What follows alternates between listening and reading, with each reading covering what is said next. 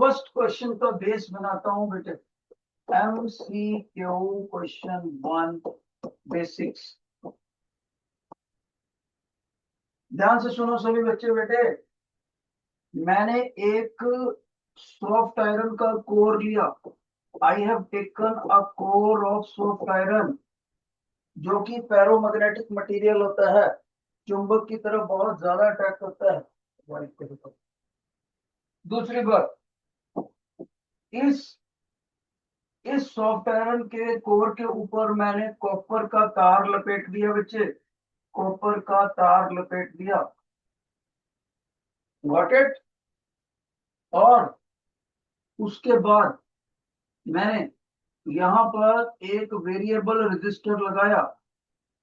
फिर मैंने यहां पर बैटरी लगाई।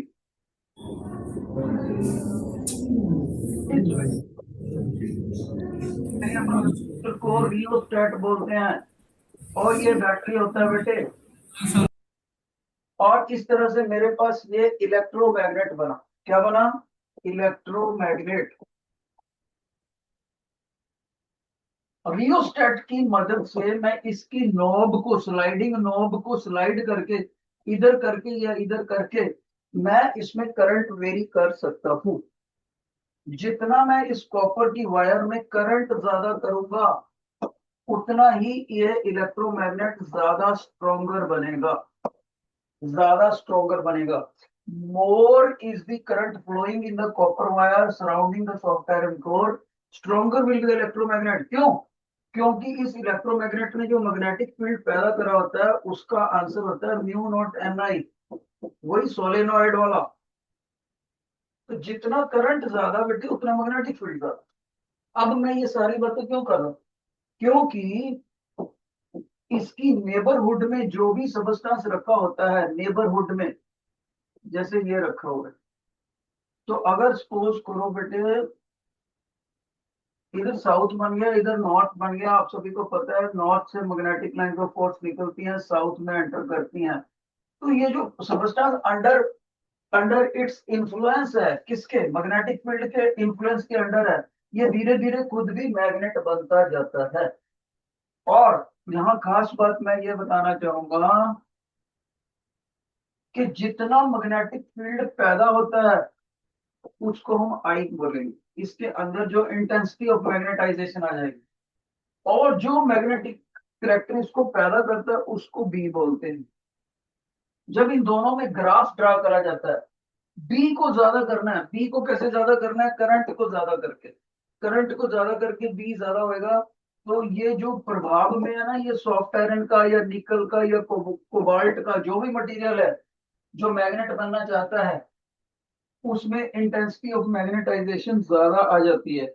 और मैं आपको बताना चाहूंगा कि जब हम इसका ग्राफ ड्रा करते हैं, तो लेबोरेटरी में एक्सपेरिमेंट करने के बाद ये ग्राफ ऐसे आता है। ओके। लेबोरेटरी में ग्राफ ये इस तरह से आता है बेटे। किसमें? इंटेंसिटी ऑफ मैग्नेटाइजेशन और मैग्नेटिक फील्ड। फिर जैसे जैसे हम इस करंट को मैक्सिमम करते हैं, तो इंटेंसिटी मैग्नेटाइजेशन की मैक्सिमम हो जाती है। फिर क्या करते हैं, हम इस बैटरी के टर्मिनल को घुमा देते हैं। प्लस की जगह माइनस लगाते हैं, माइनस की जगह प्लस। यानी कि हमने करंट की डायरेक्शन चेंज कर, नॉर्थ और साउथ की पोलैरिटी चेंज हो जाती है। इससे चुंबक बना हुआ मटेरियल दोबारा से डीमैग्नेटाइज होने लग जाता है, अपोजिट डायरेक्शन। फिर से ग्राफ ड्रा करते हैं तो ऐसे आ जाता है।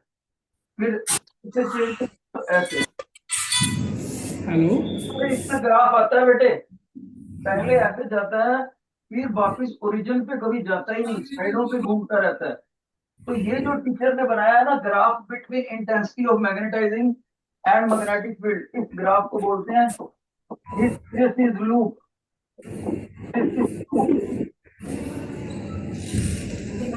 ये मेडिकल की टर्म हिस्टीरिया से उठाया गया है। हिस्टीरिया मैंने चक्कर आना। तो ये लूप ऐसे गया, ग्राफ ऐसे चक्कर लगाता रहता है, ओरिजिन पे वापस नहीं आता। जैसे हम इसके बैटरी को चेंज करते हैं, नॉर्थ साउथ चेंज हो जाता है, और ये चेंज हो जाती है। और मेडिकल के स्टूडेंट्स सिंसियर हो जाओ, अच्छे से सुनो, ये +2 है, ये +2 है बेटे। मैंने ऐसे ऐसे बच्चे देखे हैं जो फर्स्ट से लेकर 11 तक मेरिट होल्डर होते हैं और +2 में जाके रिजल्ट करना पड़ता है साल उनको। देखे हैं मैंने लाइफ में। सिंसियर हो जाओ, सिर्फ और सिर्फ 75 डेज बचे हैं आपके पास पेपरों के। काउंट कर लेना घर जाके, डेट शीट आ चुकी है। 75 डेज अगर प्रैक्टिकल्स को बीच में निकाल, सिंसियर हो जाओ। तो इसको हिस्टेरिसिस लूप बोलते हैं बेटे। अब एक खास बात, अगर मैंने मैग्नेटिक फील्ड को ऐसे ले जाकर वापिस उसको रिड्यूस करके जीरो पे लाया, तो ग्राफ उस ओरिजिनल ग्राफ को फॉलो करते हुए जीरो नहीं आया। मैग्नेटिक फील्ड को, सोलेनोइड के मैग्नेटिक फील्ड को जीरो करने पर फिर भी इतना मैग्नेटिक इंटेंसिटी उसमें बची रहेगी। तो ये जीरो पे नहीं आया ग्राफ, इतनी हाइट पर कट करा उसने आई को। इस आई डैश वैल्यू को रिटेंटिविटी बोलते हैं। Retentivity, retentivity, residual magnetism. यानी जिस चीज ने उसको मैग्नेट बनाया था, वो खुद ही जीरो पर आने पर फिर भी ये मैग्नेट बना रहा। ये बिल्कुल ऐसे हो गया जैसे एक लोहे की छोटी सी पिन को मैग्नेट के साथ चिपकाकर 2 दिनों के लिए रख दो, फिर बाद में 2 दिनों बाद उसको अलग करो, तो मैग्नेट को दूर ले जाने के बाद भी पिन में कुछ ना कुछ मैग्नेटिक करैक्टर बच जाता है। छोटी सी pin behaves like a magnet. उसी तरह से ये सबस्टेंस इलेक्ट्रोमैग्नेट के प्रभाव में था। इलेक्ट्रोमैग्नेट ने खुद अपना करंट जब वापस जीरो करा, तब भी उसमें इतना रेजिड्यूल मैग्नेटिज्म बच गया। इसको रिटेंटिविटी की टर्म से लिखते हैं। रिटेंटिविटी को इंग्लिश के वर्ड रिटेन से लिया गया। रिटेन यानी जो कारक था पैदा करने का कारक, वो खुद ही जीरो हो गया, फिर भी कुछ ना कुछ रेजिड्यूल मैग्नेट, कुछ ना कुछ मैग्नेटिक करैक्टर को ये सबस्टेंस कायम रख सका। कायम रखने की इंग्लिश रिटेन। रिटेन से बन गया रिटेंटिविटी। अब मेरे को बताओ, फर्स्ट क्वेश्चन पढ़ो और बताओ इसका answer. Read the first question assignment. बोलो क्या आंसर आने चाहिए, कौन सी ऑप्शन। अगर आपको लगता है सेकंड ऑप्शन, तो डबल फिंगर। ट्रिपल ऑप्शन तो 3 फिंगर्स। Raise your fingers. भाई असाइनमेंट निकाल लो करके, अगर नहीं है तो कम से कम ऐसे बच्चे के साथ बैठो जिसके पास असाइनमेंट है। ये नॉन मेडिकल में सेंट्रल लाइन में बच्चे दोनों असाइनमेंट के बिना बैठे हैं, कितनी शर्म की बात है। और अपनी साइड सीट तो चेंज करो कम से कम। नॉन मेडिकल के बच्चे हर बेंच पे असाइनमेंट होनी चाहिए। बताओ बेटे, फर्स्ट क्वेश्चन में क्या ऑप्शन होना। Raise your fingers. यार तुम्हारे से तो 8वीं के बच्चे ज्यादा से। ओके, तो सभी बच्चों ने बोला 3 फिंगर, बिल्कुल सही। तो फर्स्ट क्वेश्चन का ऑप्शन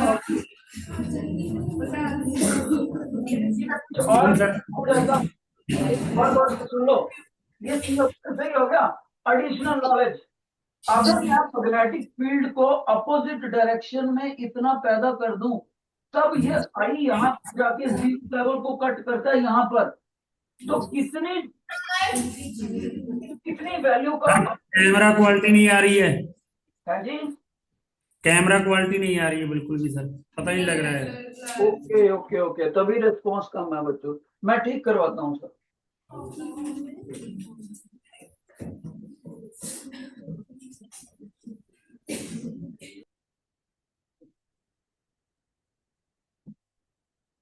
बेटा मेडिकल नॉन मेडिकल के बच्चे बताओ, आपका कैमरा सही आ रहा है, आपको विजुअल विजुअल बिल्कुल क्लियर है।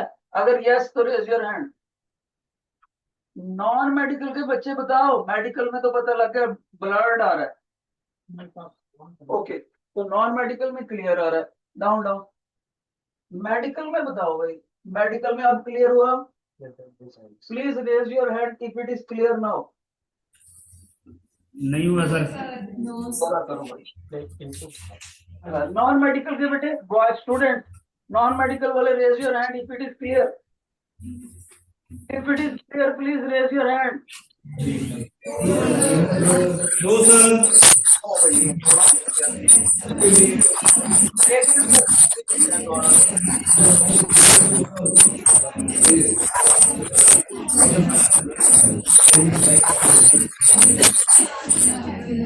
Wait a minute.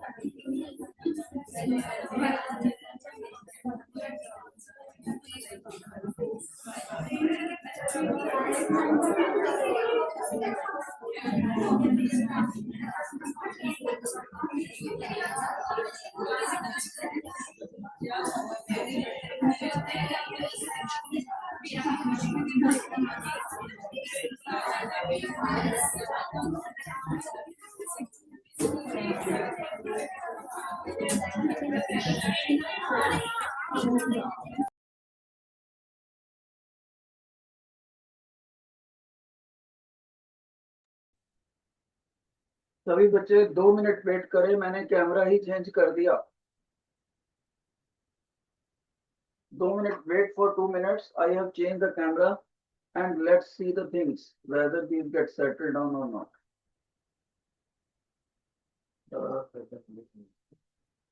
बेटे अगर आपको क्लियर दिखा ना अब, तो आपने राइट हैंड खड़ा करके मेरे को फीडबैक देनी है। वेट फॉर ए मिनट, अभी लोड हो रहा है बस कैमरा, 2 मिनट चलो।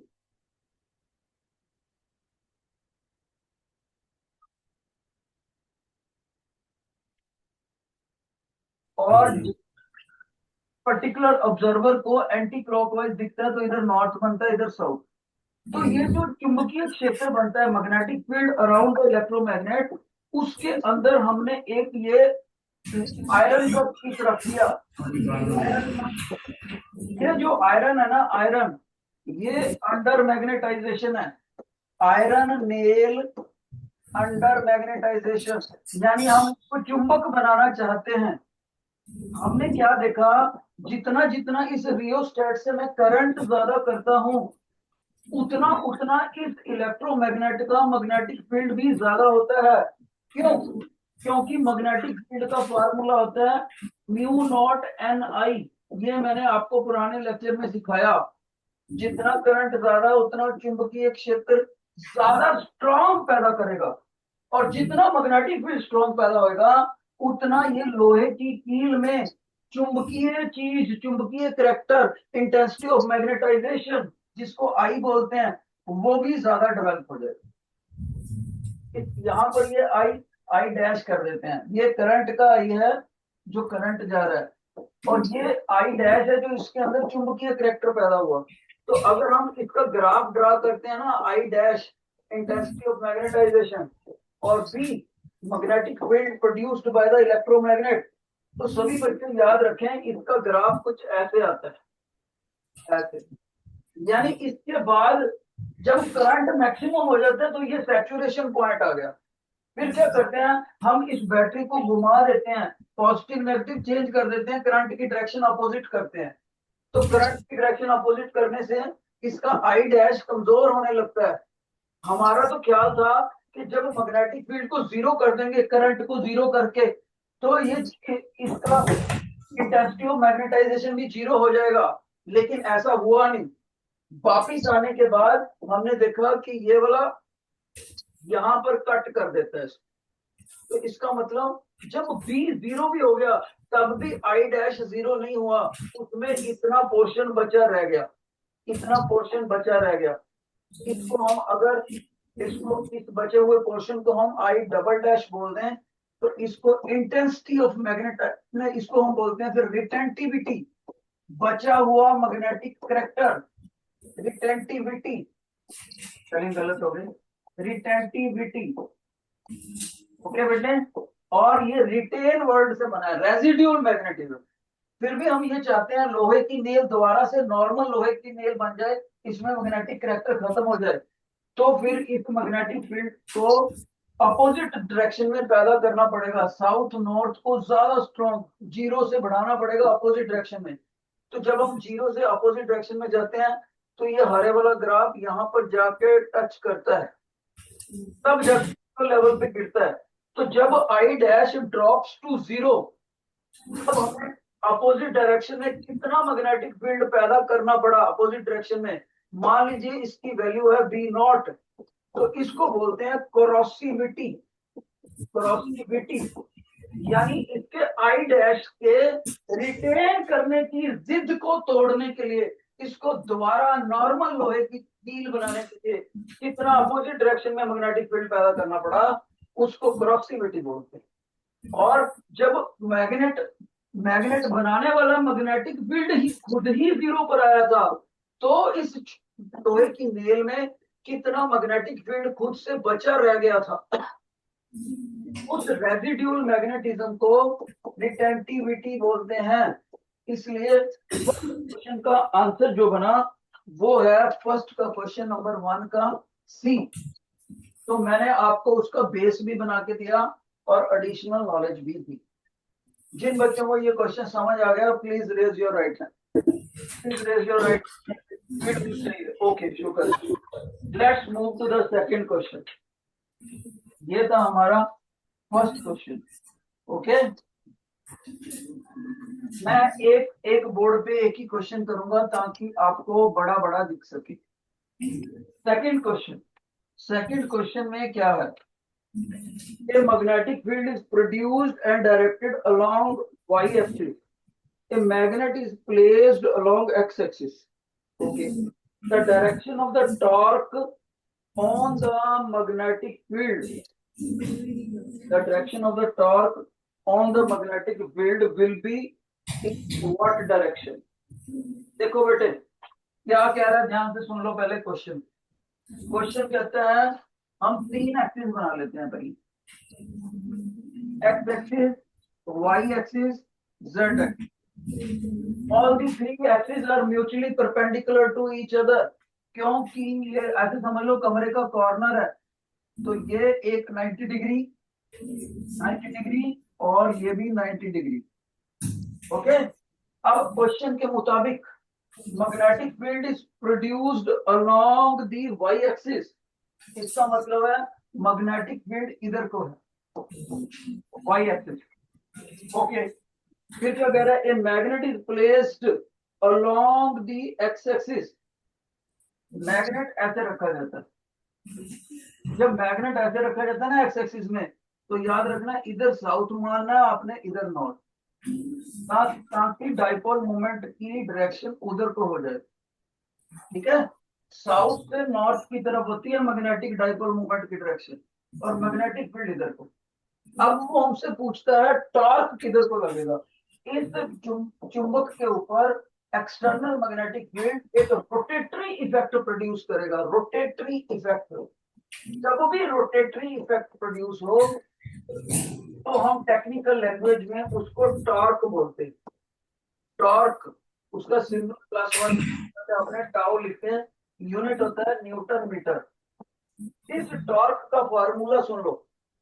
इस टॉर्क का फार्मूला होता है आई एम, या ऐसे समझ लो एम क्रॉस बी। इस टॉर्क की डायरेक्शन जो दी जाती है वो ऐसे दी जाती है, एम क्रॉस बी। अब बच्चा बोलेगा सर एम की डायरेक्शन तो इधर को है, साउथ एक्स एक्सिस की तरफ, बी की इधर को है, तो टॉर्क किधर को होएगा? तो +1 का राइट हैंड पाम रूल सीखना पड़ेगा।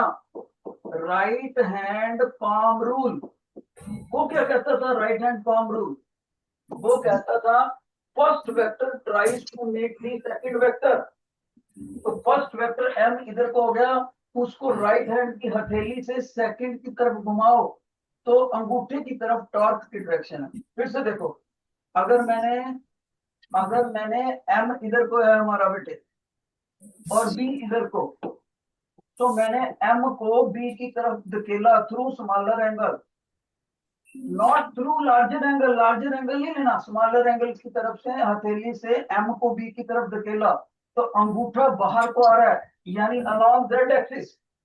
तो आपका टॉर्क की डायरेक्शन होगी along Z axis, along Z axis.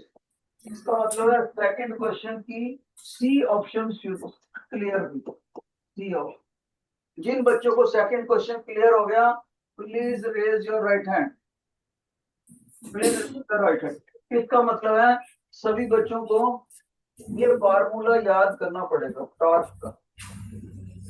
Okay, और सभी बच्चों ने याद रखना, when a magnet is produced, when a small magnet is produced in a very strong magnetic field, then it experience the torque. कोई बच्चा बोलेगा सर ये स्ट्रॉन्ग मैग्नेटिक फील्ड कैसे प्रोड्यूस करेंगे, तो उसका भी आंसर सुन लो। हमारे पास एक हॉर्स शू मैग्नेट होती है, ये ऐसे देखो, हॉर्स शू मैग्नेट, ये ऐसे करके आपने सुना होगा, हॉर्स शू मैग्नेट। तो अगर उसका नॉर्थ यहाँ रखूंगा, साउथ यहाँ रखूंगा, तो magnetic field is always from north to south, outside the magnet. इस तरह से मैं मैग्नेटिक फील्ड को वर्टिकली अपवर्ड पैदा करता हूं। Okay, horseshoe magnet. तो हमारा question number second. Question number third की आंसर आप खुद बताओ मेरे को। क्वेश्चन नंबर थर्ड, शाबाश, solve yourself. Number 3, what is your option?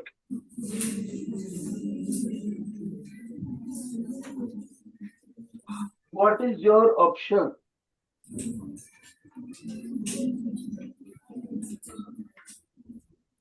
Okay बेटा, ध्यान से बताओ क्या कह रहा है, ध्यान से सुनो। मान लीजिए कोई ऐसा महंगा इंस्ट्रूमेंट है, ये इंस्ट्रूमेंट कॉस्टली इंस्ट्रूमेंट, ओके, और खास बात यह है ये कॉस्टली इंस्ट्रूमेंट चुंबकीय क्षेत्र के प्रभाव में आते ही ये इसको इन्फ्लुएंस करे तो ये हो जाता है। इन्फ्लुएंस करने से डैमेजेस डैमेजेस। तो आप इस कॉस्टली इंस्ट्रूमेंट को किसी बॉक्स में रखना चाहते हैं, ये कॉस्टली इंस्ट्रूमेंट ले लिया, तो आपने इसकी प्रोटेक्शन के लिए एक बाहर से एक बॉक्स ले लिया। अब क्वेश्चन में वो कहता है कि ये जो आपका बॉक्स है, क्या ये लकड़ी का होगा, वुड का, क्या ये एबोनाइट का होगा, क्या ये लोहे का होगा, आयरन का, क्या ये डायामैग्नेटिक मटेरियल का होगा? डायामैग्नेटिक। कौन से मटेरियल का ये बॉक्स बनना चाहिए ताकि ये हमारा इंस्ट्रूमेंट खराब ना हो? इसकी प्रैक्टिकल एग्जांपल बताऊं। आपके घर में आपके पास स्मार्टफोन है, आप स्मार्टफोन को फ्रिज की छत के ऊपर, रेफ्रिजरेटर की छत के ऊपर, बाहर फ्रिज के ऊपर अगर आप एक दिन के लिए छोड़ दो, 1 डे स्मार्टफोन ऑन रेफ्रिजरेटर की छत के ऊपर छोड़ दो यहाँ पर, तो आपका फोन खराब हो जाएगा। कि मोबाइल एक महंगा इंस्ट्रूमेंट है और वो चुंबकीय क्षेत्र में आते ही खराब हो जाता है। टेलीविजन के ऊपर नहीं रखना चाहिए फोन को, फ्रिज के नीचे नहीं गिरना चाहिए, एसी के पास नहीं रखना आपने। तो बेटे इससे बचने का तरीका क्या है? एनीबॉडी, आपका कोई आंसर? कोई नहीं बता रहा, कोई नहीं बता। अगर मैं आपका क्लासमेट होता और मेरे टीचर ने इसे सवाल किया होता, तो मेरे को जजमेंट होगी होती कि सर ये जो बॉक्स है ना, ये लोहे का होना चाहिए। मैं कहूंगा क्यों भाई?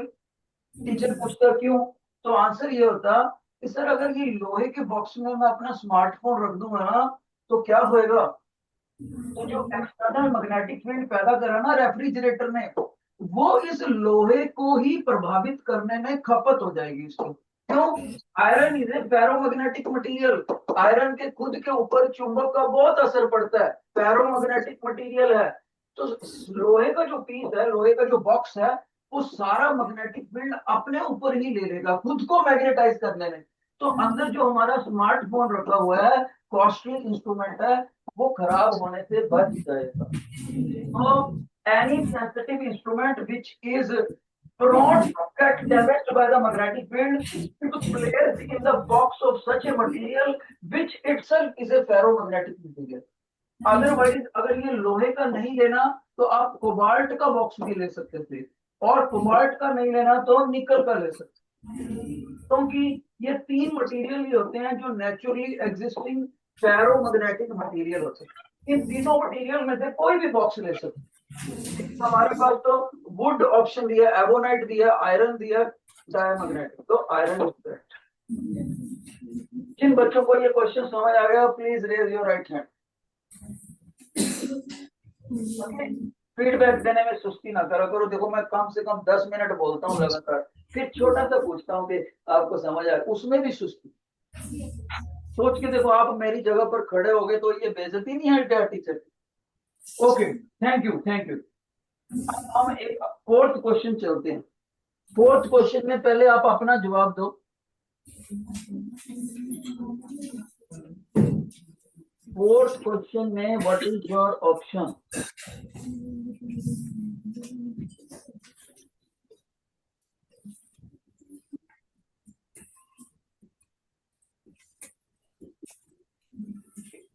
Question number 4। देखो बेटे, प्योर अटेंशन। क्वेश्चन नंबर 4 क्या कहता है कि जब किसी चुंबक को एक्सटर्नल मैग्नेटिक फील्ड में रख दिया जाए तो वो कंपन वाला मोशन करता है, सिंपल हार्मोनिक मोशन। ये देखो, मैंने एक धागे से एक मैग्नेट को लटका दिया, नॉर्थ साउथ, छोटी सी मैग्नेट ले ली और कर दिया, और तो हॉर्स शू मैग्नेट में रख दिया। हॉर्स शू मैग्नेट में मान लीजिए यहाँ नॉर्थ है, यहाँ साउथ है। इसका मतलब है पक्का टीचर ने मैग्नेटिक फील्ड ऊपर को पैदा कर दिया। मैग्नेटिक फील्ड में जब भी छोटी मैग्नेट रखी जाती है तो उसके ऊपर टॉर्क लगता है। तो इसको ऐसे हिला दिया मैंने और बाद में टॉर्क ने उसको सीधा करा, तो इस तरह से ये एसएचएम करता है। तो सिंपल हार्मोनिक मोशन करता है ना, टॉर्क कितना लगेगा? M cross B. और जब ये टॉर्क ऐसे करता है ना तो इसका टाइम पीरियड होता है I upon M B under root, और यहाँ 2 पाई। आई यहाँ पर, आई क्या है? देखो इसका इंटेंसिटी ऑफ मैग्नेटाइजेशन होता है, ये मैग्नेटिक डाइपोल मोमेंट है। इसमें किसी भी कहीं से भी इस फार्मूले में आप गौर से देखो, मैग्नेट का मास नहीं आया, मास का फैक्टर कहीं भी नहीं आया, मास का। इसलिए फार्मूले में जब मास ही नहीं आया तो आप कहोगे sir C option, it does not depend upon mass. Time period mass पे डिपेंड नहीं करता। कोई बच्चा कहता सर ये फार्मूला, तो भाई फार्मूले तो आपको याद करने पड़ते हैं। ओके, ये था हमारा थर्ड क्वेश्चन। अब हम चलते हैं फोर्थ क्वेश्चन में। The process in which the length of the ferromagnetic material increases magnetised is called what? पांचवा क्वेश्चन, मैग्नेटिक मटेरियल की, देखो फेरोमैग्नेटिक मटेरियल की, फेरोमैग्नेटिक मटेरियल को, फेरोमैग्नेटिक मटेरियल कौन से बताए हैं टीचर ने नेचुरली एग्जिस्टिंग? या तो आयरन, या तो निकल, या तो कोबाल्ट। मैग्नेटिक मटेरियल को जब हम चुंबकीय क्षेत्र में रखते हैं, जैसे कि हॉर्स शू मैग्नेट रख दी नॉर्थ साउथ, और ये आयरन का पीस है, तब ऐसा देखा गया इस धीरे धीरे इंक्रीज हो जाती है। ये जो आयरन है इसकी ये जो लेंथ है बेटे, ये इंक्रीज कर जाती है काफी लंबे समय तक रखने के लिए। रखने के बाद इस प्रोसेस का नाम होता है, याद रखना, मैग्नेटो रेस्ट्रिक्शन, मैग्नेटोस्ट्रिक्शन। ठीक है, सी ऑप्शन इसका करेक्ट होगा, मैग्नेटोस्ट्रिक्शन। फिफ्थ पार्ट, फिफ्थ का सी पार्ट, ये एक टेक्निकल टर्म है, आपको याद होनी चाहिए बस। ओके, अब आ गया sixth question. Sixth question, sixth question का क्या ऑप्शन है? क्वेश्चन में सिक्स्थ क्वेश्चन, क्वेश्चन नंबर 6, आपको बता रहा है ससेप्टिबिलिटी इज पॉजिटिव, और ये कौन से मटेरियल के लिए पॉजिटिव है? तो सबसे पहले तो ससेप्टिबिलिटी पता होनी चाहिए मेरे बच्चों, मैं समझाता हूं आपको। ससेप्टिबिलिटी,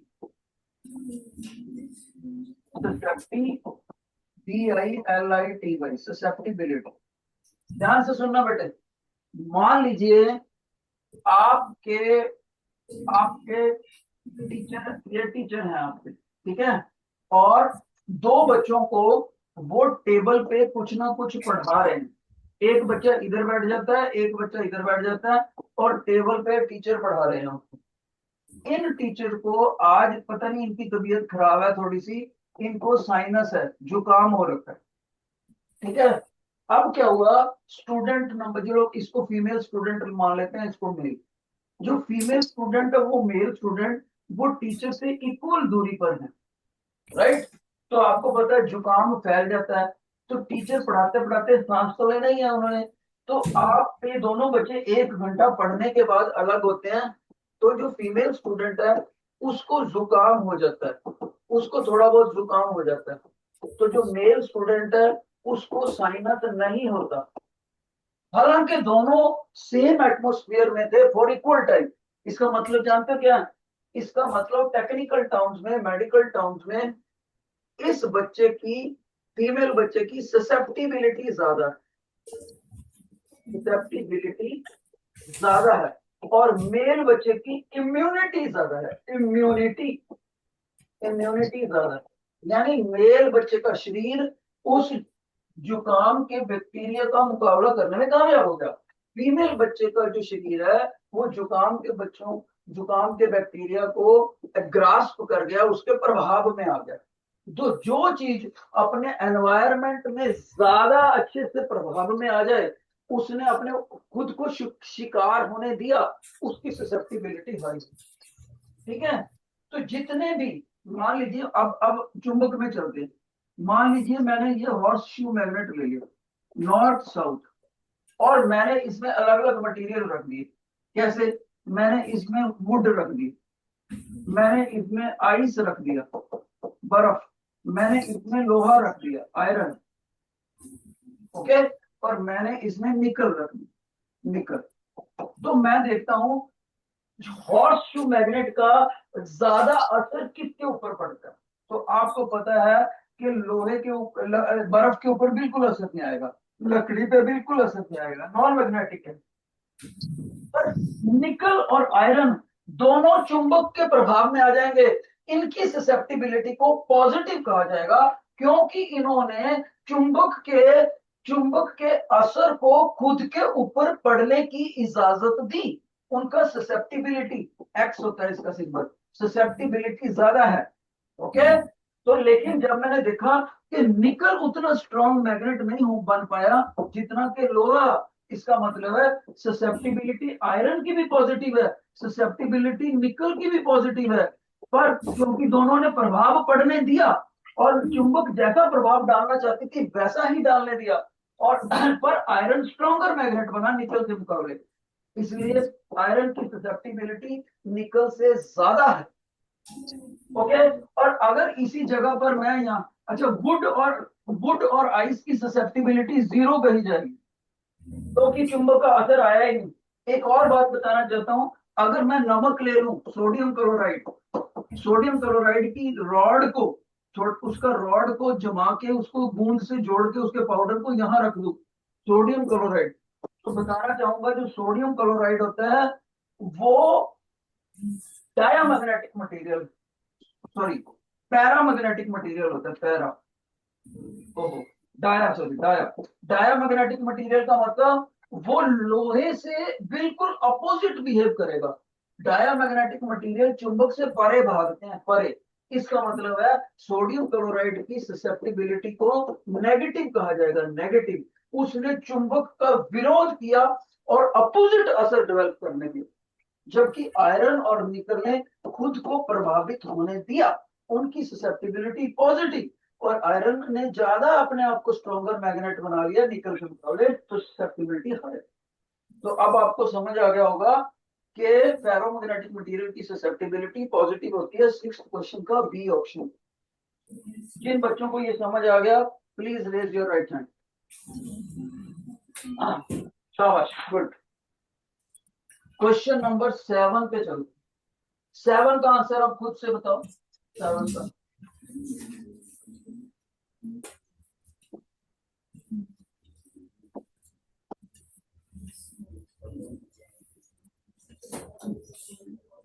7 आंसर खुद से बताओ।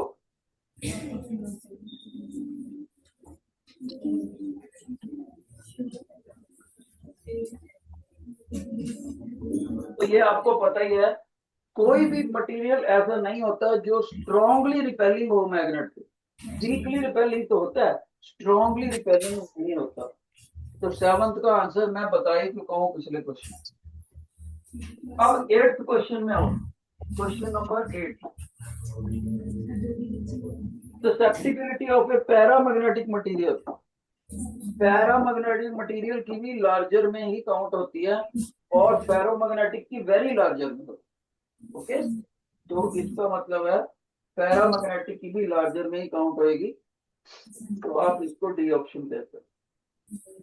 अब हम करेंगे question number assertion and reasons. Assertion and reason पे आओ, जल्दी करो। असर्शन एंड रीजन बेटे, देखो क्या कह रहा है आपका फर्स्ट क्वेश्चन।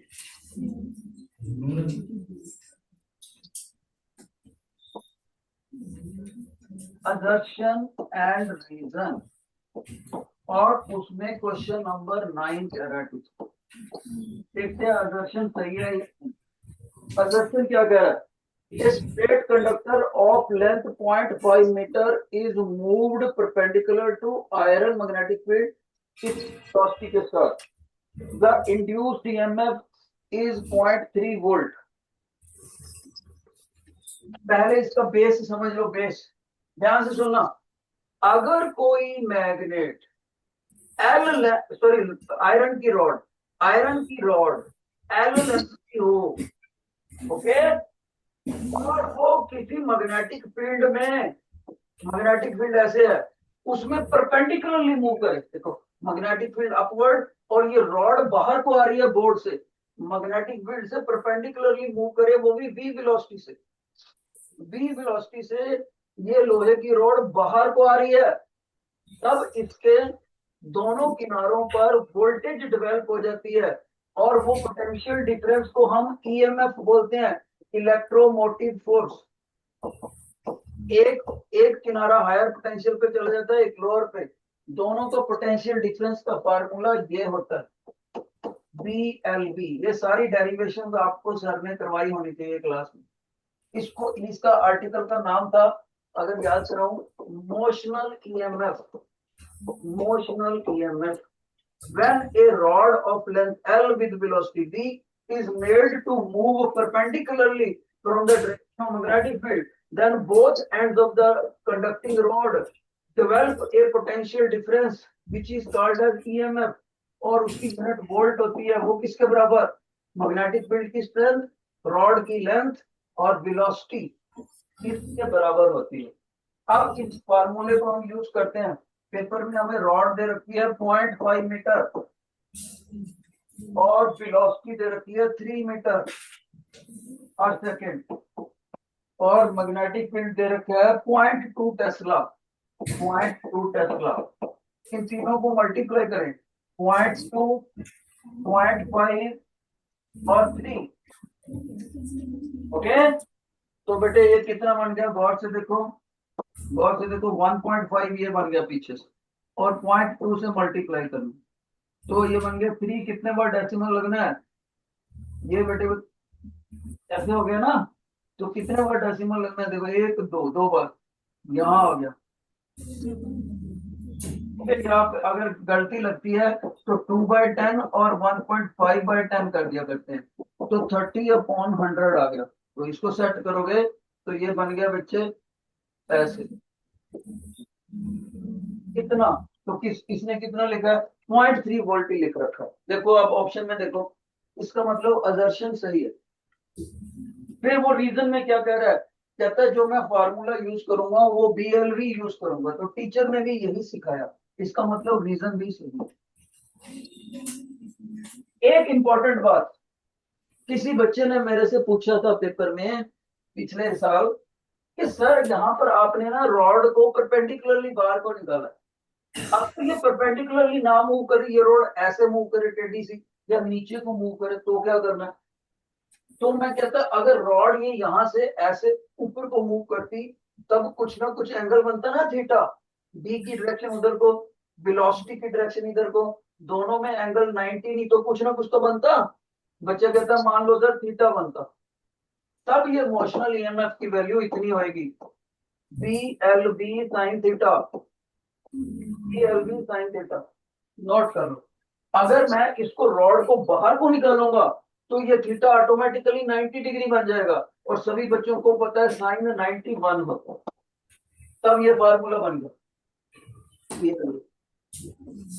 जिन बच्चों को क्वेश्चन नंबर 9 समझ आ गया अच्छे से, please raise your right hand. बहुत अच्छे। क्वेश्चन नंबर 10 करके दिखाओ जरा, खुद करो, शाबाश।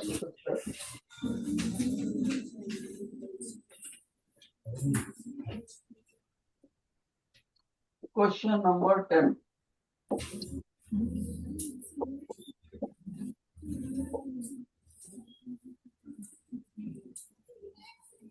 असर्शन रीजन है बेटे, ये भी असर्शन में क्या बोलता है, a coil of 100 tons and area इतना placed perpendicular to the magnetic field of इतना will have an induced EMF इतना, और अगर ये इतना हो, ओके। सबसे पहले इसका रीजन समझते हैं। रीजन के अंदर उसने एक फार्मूला दे रखा है बेटे, उसने फार्मूला दे रखा है, induced EMF is equal to number of turn rate of change of magnetic flux divided by time taken. ये फार्मूला बिल्कुल सही है। कोई बच्चा बता सकता है ये इस फार्मूले को कौन से साइंटिस्ट ने दिया था? एनीबॉडी? ये फार्मूला रीजन का बहुत सही है, induced EMF is equal to number of turn, और ये ब्रैकेट में लिखा हुआ है rate of change of magnetic flux. Anybody who gave this law? Medical के स्टूडेंट बिल्कुल सही बोल रहे हैं, नॉन मेडिकल की तरफ से आंसर नहीं आया बच्चे। कौन से साइंटिस्ट ने इसके लॉ किया था?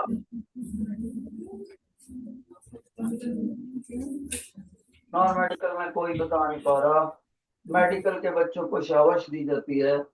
आपने सही बोला बेटे, फैराडे साइंटिस्ट ने इसको बताया।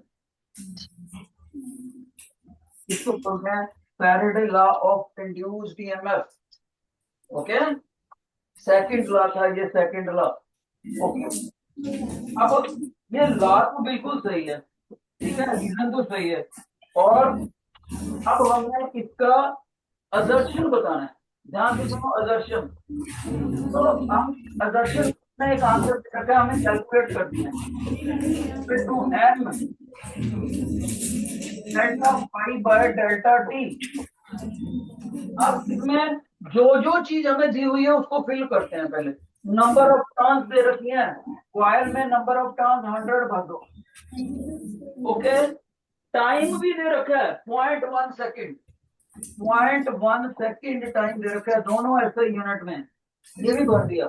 लेकिन बच्चे इसमें दुख की बात यह है कि चेंज इन फ्लक्स नहीं दे रखा। चेंज इन फ्लक्स अभी ऐसे ही रखना पड़ेगा। इसका मतलब है ये चेंज इन मैग्नेटिक फ्लक्स को कैलकुलेट करके लाना पड़ेगा मेरे को, फिर यहाँ पुट करूंगा तो आंसर आएगा। तो टीचर चेंज इन फ्लक्स को निकाल के लाएगा, गौर से देखो कैसे निकालेगा। Your attention, your attention. Change in flux होती है final flux minus initial flux, final flux minus initial flux. तो फाइनल फ्लक्स तो 0 दे रखी है उसने, क्यों? उसने बोला magnetic field disappear. Initial flux हमें निकालना पड़ेगा। इनिशियल फ्लक्स का अपना फार्मूला क्या होता है? फ्लक्स का फार्मूला होता है B dot A, B dot A यानी कि बी ए कॉस थीटा। अब बच्चा कहता है सर बी तो मैग्नेटिक फील्ड हो गया, ए क्या हो गया, तो मैं समझाता हूँ। मान लीजिए ये एरिया, ये कॉइल है, कॉइल से हमेशा परपेंडिकुलर डायरेक्शन में एरिया होता है, कॉइल के सरफेस से परपेंडिकुलर डायरेक्शन में एरिया होता है हमेशा। और मान लीजिए मैंने यहाँ पर हॉर्स शू मैग्नेट रख दिया नॉर्थ साउथ, और चुंबकीय क्षेत्र नॉर्थ से साउथ की तरफ ऐसे जा रहा है चुंबकीय क्षेत्र, तो इन दोनों के डायरेक्शन में एंगल है थीटा। तो इस कॉइल को कितनी फ्लक्स ने कट करा, मैग्नेटिक फ्लक्स, उसका फार्मूला होता है ये। ओके, अब हमारे प्रेजेंट क्वेश्चन में उसने बोला है कि मैग्नेटिक फील्ड जो है ना इसको परपेंडिकुलरली कट कर रही है कॉइल को, तो कॉइल को परपेंडिकुलरली कट कर रहा है, इसका मतलब इस कॉइल को हमें सीधा करना पड़ेगा, तो ए और बी दोनों पैरेलल हो जाएंगे, दोनों के दोनों पैरेलल हो जाएंगे, क्योंकि अगर ये दोनों पैरेलल होंगे तो कॉइल सीधी हो जाएगी, एरिया वेक्टर भी उधर हो जाएगा और मैग्नेटिक फील्ड वेक्टर भी उधर हो जाएगा, तभी ये मैग्नेटिक फील्ड कॉइल को परपेंडिकुलरली कट करेगा। अगर कॉइल के सरफेस को ये मैग्नेटिक फील्ड परपेंडिकुलरली कट कर रहा है, तो एरिया वेक्टर और मैग्नेटिक फील्ड पैरेलल होने की वजह से उनके आपस के बीच का एंगल थीटा 0 डिग्री हो गया। और सभी बच्चों को पता है cos 0 डिग्री 1 होता है, इसलिए फ्लक्स का फार्मूला हो गया बी ए। तो अब हम नोट करते हैं, क्या हमें बी और ए दोनों की वैल्यू दे रखी है क्वेश्चन में? यस, दे रखी है। बी की वैल्यू दे रखी है 0.1 और ए की वैल्यू दे रखी है 0.01। भाई इसको हमने सॉल्व करा तो 1/1000 आ गया। तो अगर 0 - 1/1000 करेंगे तो -1/1000 तो इसकी कैलकुलेशन करते हैं हम। 100 1/-1000 अपॉन ये बड़ा, ये 0.1 है, इसका बन गया 1 और 10 ऊपर चला गया। और आपको बताना चाहूंगा अगर बिल्कुल करेक्ट फार्मूला देखें तो फैराडे लॉ के कंट्रीब्यूशन की वजह से यहाँ माइनस होता है, तो ये माइनस माइनस इस माइनस से प्लस हो गया, तो अल्टीमेटली 1000/1000 हो गया बेटे, 1000/1000, तो ये 1 आ गया। अब देखिए इसने कितना दे रखा है, हम इसने तो 0.1 दे रखा है, इसने तो बोला है इंड्यूस ईएमएफ 0.1, जबकि हमारा तो 1000 आया है, 1 आया है। एक बार फिर से चेक कर लेते हैं, नंबर ऑफ टर्न्स हमने 100 ही भरी है, यस, नंबर ऑफ टर्न्स हमने 100 भरी हैं, ठीक है।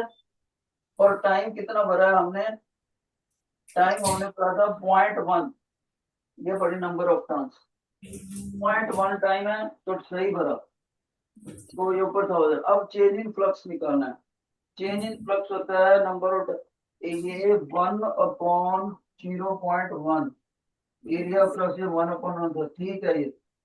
तो इसका मतलब इसका असर्शन रॉन्ग है, असर्शन के अंदर कैलकुलेशंस में गलती कर गया वो, हमारा आंसर आता है 1 जबकि उसका आंसर आता है 0.1 बोले, तो हम असर्शन को रॉन्ग बोलेंगे, रीजन को सही बोलेंगे बाद में। तो इस पूरे क्वेश्चन में हमारे लिए सीखने वाली क्या बात है, मैं बताता हूँ। इस पूरे क्वेश्चन में हमारे लिए सीखने वाली बात एज ए स्टूडेंट ये थी, नंबर 1 के फ्लक्स का फार्मूला होता है बी डॉट ए। दूसरी बात इंड्यूस्ड ईएमएफ का फार्मूला होता है N D phi by D T, और विद नेगेटिव साइन अगर फैराडे लॉ के साथ साथ लेंज़ेस लॉ को भी इंपॉर्टेंस देना। और तीसरी बात यह है, तीसरी बात कि कॉस ऑफ 0 डिग्री जो होता है वो 1 होता है। चौथी बात यह है कि चेंज इन फ्लक्स को निकालने के लिए फाइनल फ्लक्स को माइनस इनिशियल फ्लक्स बोला। पांचवी बात यह है कि क्वेश्चन में उसने बोला मैग्नेटिक फील्ड डिसअपियर्स, डिसअपियर्स बोलता है, डिसअपियर होते ही फाइनल फ्लक्स को आप 0 ले सकते। तो इन चारों पांचों फार्मूलों को हमने यूज करा अच्छे से और बताया कि क्या आंसर होना चाहिए। तो मैं ये कहूंगा क्वेश्चन नंबर 10 में असर्शन गलत हो गया, रीजन सही हो। जिन बच्चों को ये समझ आ गया था please raise the right hand, okay. Question number 11 में आओ, क्वेश्चन नंबर 11 हाँ?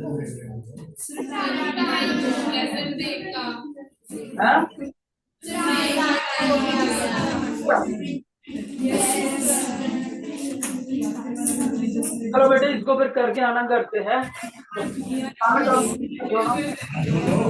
क्वेश्चन से आपने करके आना नीचे, और ये सब्जेक्टिव क्वेश्चन मैंने ऑलरेडी क्लास में आपको करवा दिए हैं।